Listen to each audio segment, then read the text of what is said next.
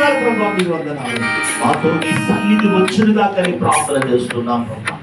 అయ్యా ఉదయకాల సమయంలో అయ్యా ఈ నీటి సువార్తలో ప్రభా మీరు తోడే ఉండండి, నడిపించండి. సాక్షుల ద్వారా, ప్రార్థన ద్వారా, విజ్ఞాపన ద్వారా, అయ్యా నరపతుల ద్వారా, వాక్యము ద్వారా, పాఠం ద్వారా అనేక మందిని మేము దర్శించమని ప్రార్థన చేస్తున్నాం. మనకి తెలియపరిచిన విధానాన్ని బట్టి ప్రకటించవలసి వస్తుంది.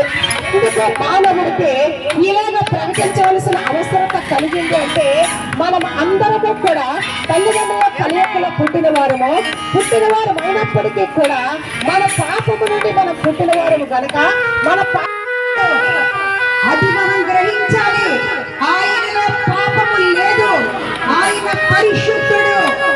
కాబట్టి అటువంటి పరిశుద్ధుడి యొక్క రక్తం ఈ భూమి మీద చిందించబడింది. కాబట్టి ఆ పరిశుద్ధ రక్తంలో మనం కడగబడితేనే ఆ పరలోకానికి మార్గము. కాబట్టి ఈ లోకంలో మనం ఎన్ని యాగాలు, యజ్ఞాలు, హోమాలు, దానాలు చేసినా మన పాపం కడగబడితే తప్ప మన యొక్క శరీరానికి ఆత్మ కానీ దేవుని సన్నిధిలో రాయించాడు.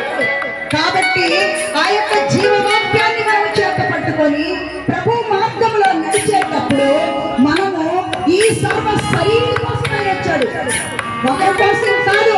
నేనే మార్గమును, నేనే జీవమును, నేనే దయచేసి అనేక మంది కొడుకు రావడానికి సాయంత్రాన్ని తప్ప మేము అనుకోని రీతిలో ఇదిగో కేవలము మాటలతో ఎందుకు నేను మాట్లాడుకోవటం కాదు, ప్రభుతో మాట్లాడాలి అని మా ఐదుగురికి కూడా ఏక మనసు దయచేసి నాన్నని రాసుకుంది. లూజియం గారిని, నాతని తెరేసా గారిని, నాతని